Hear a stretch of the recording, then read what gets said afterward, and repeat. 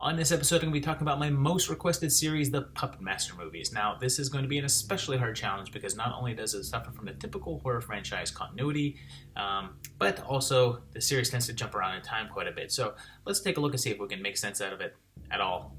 The first Puppet Master movie came out in 1989. The prologue of the film tells us that it's 1939, and we're immediately introduced to Jester and Blade, two of the main focus puppets of the series, and also Shredder Khan and Gengi, who pretty much vanish after this. We also meet Andre Toulon, the puppet master of the title, who then promptly shoots himself to evade some Nazis. We then flash forward to what the film calls present day, so let's call it 1989. A group of psychics are called to a large, empty hotel where their friend Neil lived and killed himself. That friend is taking control of the puppets and commands them to kill everyone.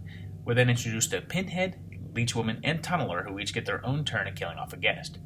It turns out that Neil has used Toulon's tactics to revive himself and wants to experiment on his friends as well. He revives the dead caretaker lady, who literally appears and then vanishes, never to be seen again, and then tries to kill our hero. While doing so, Neil hurts the Jester puppet, which causes the rest to turn on him and kill him. They close up the hotel, and Neil's wife, Megan, has apparently become the new Puppet Master. 2 years later, we get a sequel entitled Puppet Master 2, although I guess some versions carry the title His Unholy Creations. The film starts off with the puppets bringing Andre Toulon back to life and then shifts to sometime later as a new group of paranormal investigators comes to the hotel. Some time has passed, so let's again assume we're in the year of the film's release, 1991. It's revealed that the puppets have killed Megan, and that the previous film's hero, Alex, has been sent to an insane asylum.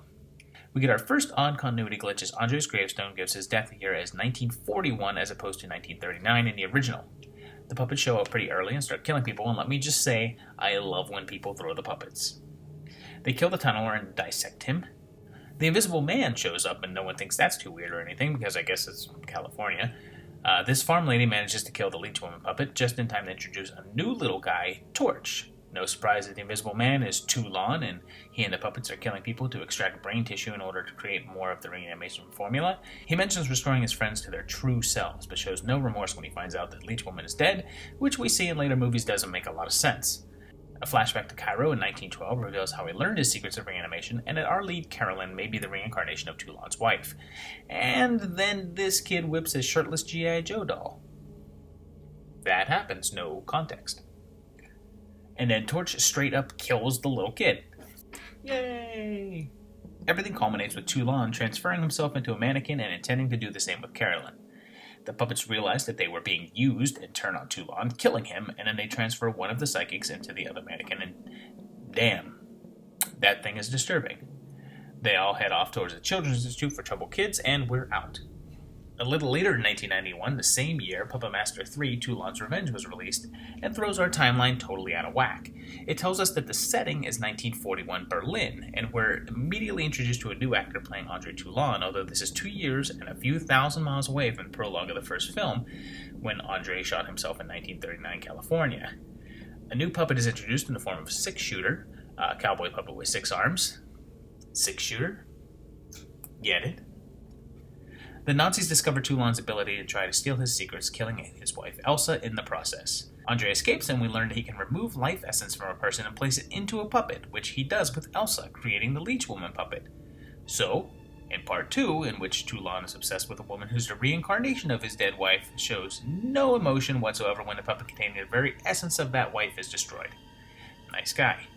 After getting revenge on several Nazis, he unveils a new creation with the Blade puppet, who is patterned after the lead Nazi.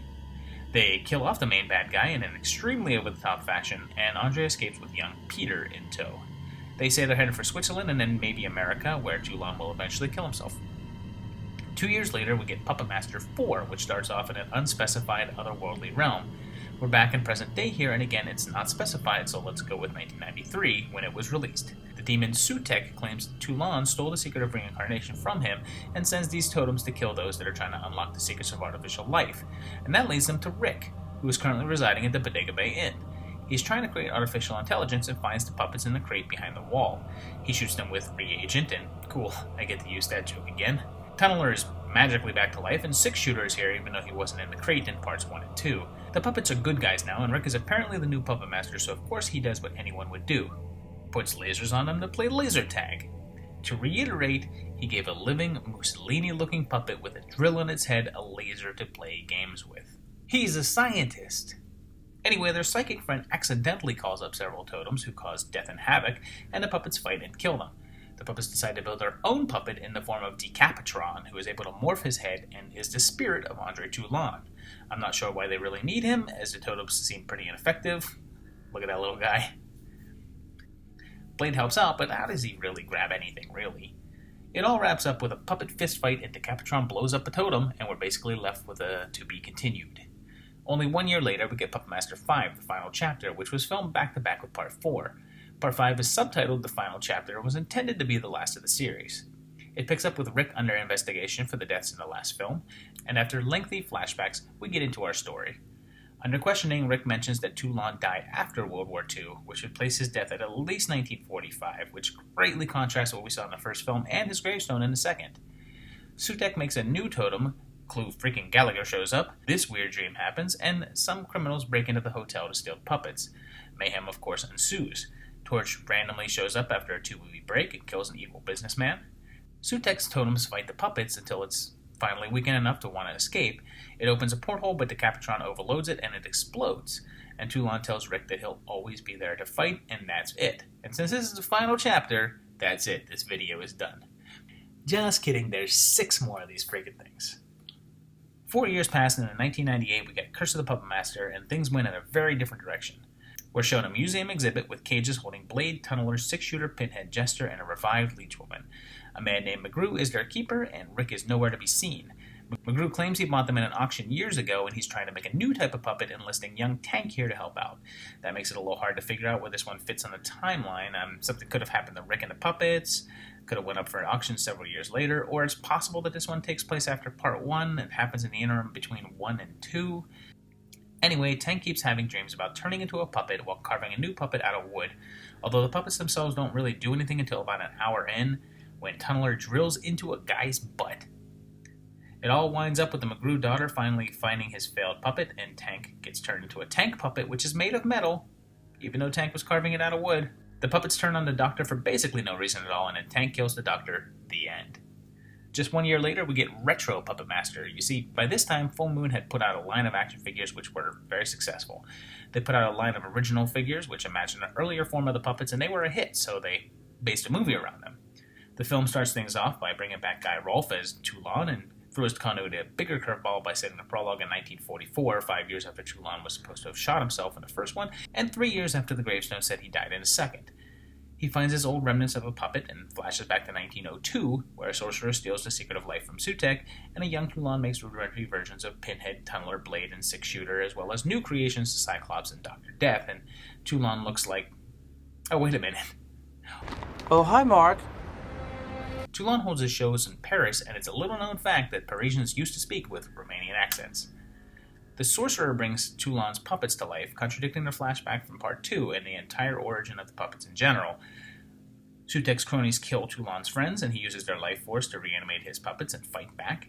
It all comes down to a fight on a train for the life of Toulon's future wife and leech woman Elsa. They kill the villains and live happily in disjointed continuity, and then flash forward to the past of 1944.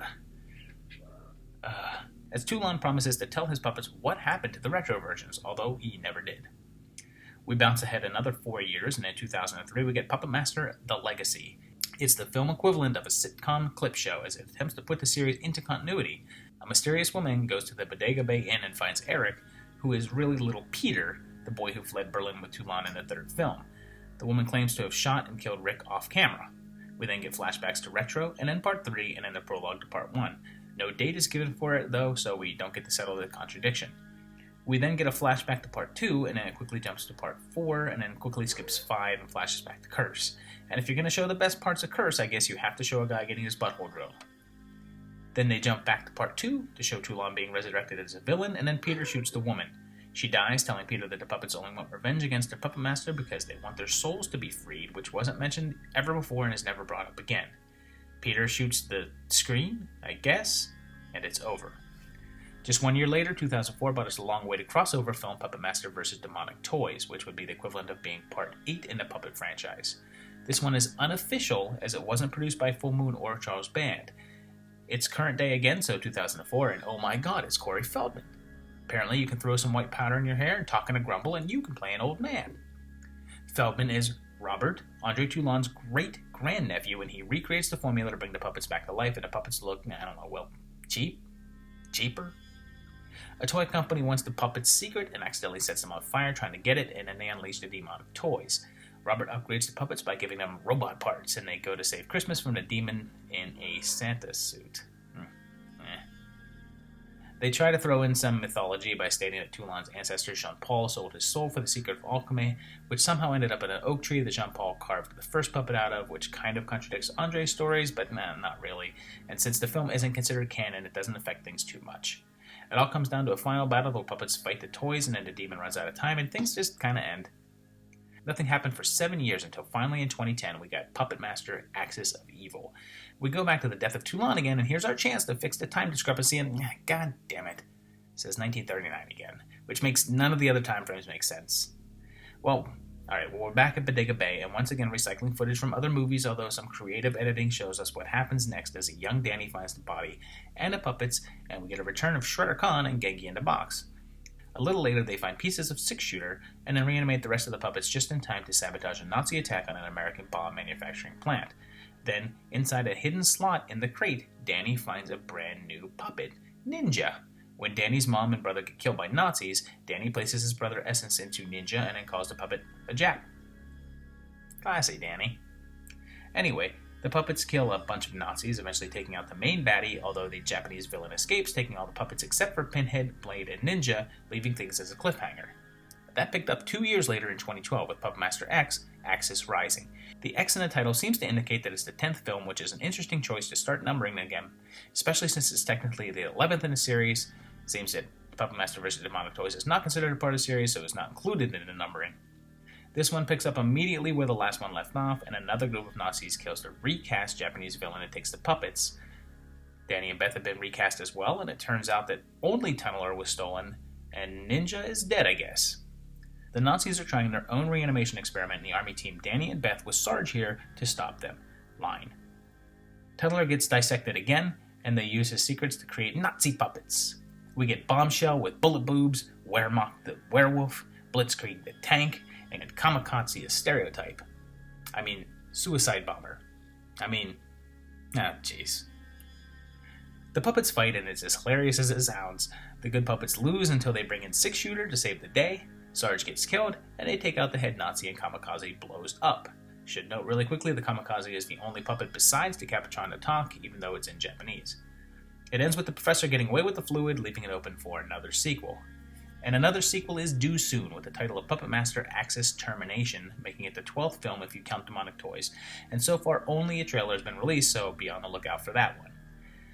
So there you have it, 11 movies with a really messed up timeline. Here's the way I see it. It starts with Retro Puppet Master, ignoring the 1944 part of the prologue, followed by Part 3, which takes place in 1941, and then the prologue of Part 1. Just ignore the 1939 part, and then Axis of Evil and Axis Rising, and then I guess Axis Termination when it comes out, and then jump to Puppet Master, and then Curse of Puppet Master after Megan puts the puppet up for auction, and after that, the puppets head back to the inn to kill her, and we're into Part 2.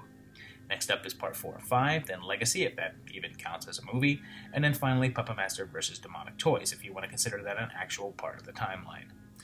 So it's a pretty messed up timeline with the series jumping all over the place and a solid disregard for continuity. And a lot of the movies are really silly, but you have to admire the fact that this series has been going on for over 25 years, inspiring a film series, comic books, and an action figure toy line. So that's about it for this week. Hopefully you enjoyed the video. If you have anything to let me know about it, please let me know in the comments. I do really enjoy comments. Please subscribe to the video. Feel free to share it on whatever social media you do feel like as well. And we'll see you again in a couple of weeks for another great video. And thanks for watching again. Bye-bye.